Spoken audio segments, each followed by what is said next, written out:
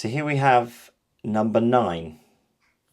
This is the first of the English flint knives that I've made in my signature series. I have done a few Iceman daggers, but this is the first of the signature in English flint.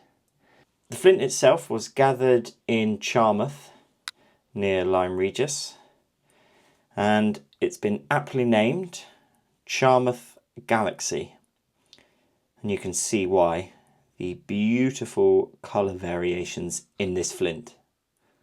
The blade has been knapped in a typical tang style.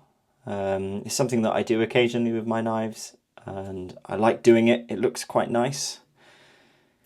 I guess you could say it's resembling a gralakin hook, perhaps.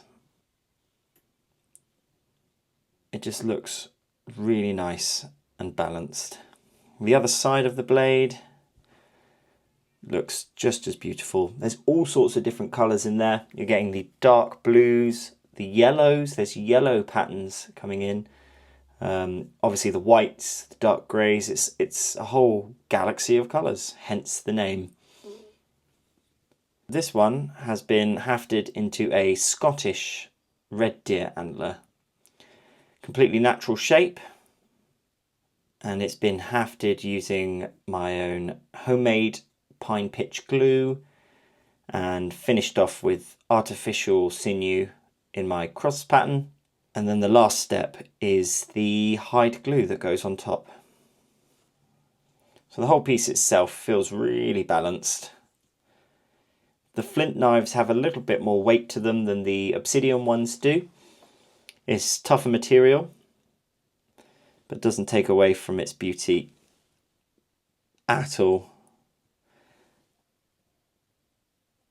Such a nice material. So many variations of colours in just a flint is amazing.